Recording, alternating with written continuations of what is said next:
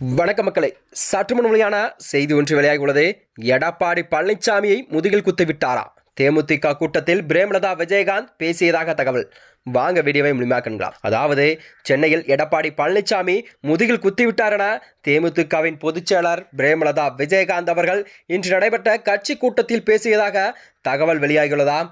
சென்னை தியாகராஜ நகரில் தேமுதிகவின் பூத் கமிட்டியில் கூட்டத்தில் கூட ஆலோசனை கூட்டம் இன்று நடைபெற்றது. இந்த கூட்டத்தில் தான் தேமுதிகவின் பொதுச்செயலர் பிரேமலதா விஜயகாந்த் அவர்கள் தலைமை வகித்தாராம். இந்த கூட்டத்தில் தான் கட்சி நிர்வாகிகள் மத்தியில் பேசிய பிரேமலதா எடப்பாடி பழனிசாமியை கடுமையாக விமர்சனம் பேசியதாக தகவல் வெளியாகிறதாம். அதாவது, எம்ஜிஆர் ஜெயலலிதா காலத்தில் கூட ராஜ்யசபா எம்பி பதவி கூட தொடர்பான கூட்டணி ஒப்பந்தத்தில் தேதி குறிப்பிட்டு கையெழுத்தப்பட்டதில்லை என எடப்பாடி பழனிசாமி சொன்னார். ஆனால் அதேபோலதான் தேமுதிகவுடன் கூட்டணியும் ஒப்பந்தத்தில் தேதி குறிப்பிடாமலே கையெழுத்திட்டாராம். ஆனால் ராஜ்யசபா சீட் தொடர்பான ஒப்பந்தத்தில் தெளிவாக பேசிவிட்டு தான் கையெழுத்திட்டோம். ஆனால் முன்னாள் முதலமைச்சர் என்ற மாண்பின் காரணத்தினால்தான் நாம் அந்த ஆதாரங்களை எல்லாம் வெளிவிடவில்லை என்று தேமுதிக பொதுச்செயலர் பிரேமலதா விஜயகாந்த் அவர்கள் தெரிவித்திருந்தாராம். அதனால்தான் நாம் ஏமாந்து விட்டோம், பதவி கொடுப்பார்கள் என நம்பியிருந்தோம், பெரிய மனிதர் என நம்பியிருந்தோம், ஏமாந்து போதும், இனியும் நாம் நம்ப தயாராக இல்லை.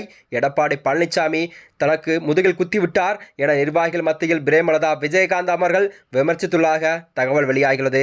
அது மட்டுமன்றி, மேலும் எப்படி எடப்பாடி பழனிசாமிக்கு சுற்றுப்பயணத்துக்கு எப்படி கூட்டம் கூடுகிறது என்பது உலகத்திற்கே தெரியும். எடப்பாடி பழனிசாமி பிரச்சார கூட்டத்திற்கு பணம் குடிப்பதற்கு மது ஆகியவற்றெல்லாம் கொடுத்து ஆள் கூட்டி வருகிறார்கள். நமது கூட்டத்திற்கும் மீதமுள்ள அன்பால் மட்டுமே திரண்ட கேப்டன் அவர்களின் கூட்டம் இடத்தை சொன்னால் போதும், மக்கள் தானாகவே குவிந்து விடுவார்கள் என்று பிரேமலதா விஜயகாந்த் அவர்கள் பேசியிருந்தார். அதோடு மட்டுமின்றி, வரும் தேர்தலில் தேமுதிகவை தேடி வரும் அனைவருமே வருவார்கள் என்றும், வரக்கூடிய தேர்தலுக்கு முன்பாகவே எத்தனை இடம் என்பதை எழுதி கொடுத்த பிறகுதான் நாங்கள் கூட்டணி பேச்சுவார்த்தை நடக்கும் என பிரேமலதா விஜயகாந்த் அவர்கள் கடுமையாக பேசியுள்ளதாக கூறப்படுகிறதாம். தமிழ்நாட்டில் 6 மாநிலங்களில் எம்பிகளுக்கு இடங்களில் தேர்தல் கடந்த ஜூன் 19ஆம் தேதி நடைபெற்றது.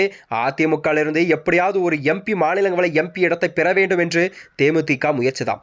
ஆனால் கடந்த லோக்சபா தேர்தலில் கூட செய்த ஒப்பந்தப்படி தங்களுக்கு ஒரு ராஜ்யசபா இடம் கூட ஒதுக்க வேண்டிய அதிமுகவின் கடமை தவறிவிட்டதென பிரேமலதா விஜயகாந்த் அவர்கள் குற்றம் சாட்டியுள்ளாராம். ஆனால் தேமுதிக ராஜ்யசபா தருவதாக சொல்லவே இல்லை என எடப்பாடி பழனிசாமி தெரிவித்தாராம். இது தொடர்பாக அதிமுக பொதுச்செயலர் எடப்பாடி பழனிசாமி தேமுதிக பொருளாளர் சுதீஷை சந்தித்து பேசினார்.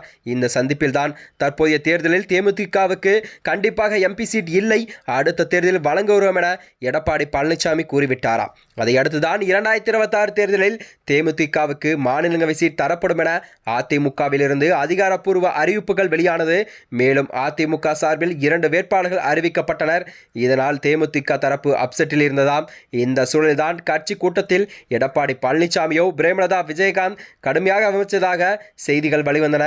இது அரசியல் வட்டாரத்திலே பெரும் பரபரப்பையும் ஏற்படுத்தி வருகிறது. மேலும் இது போன்ற வீடியோக்களை தெரிந்து கொள்ள நமது சேனலை மறக்காம சப்ஸ்கிரைப் செய்து கொள்ளவும். நன்றி, வணக்கம்.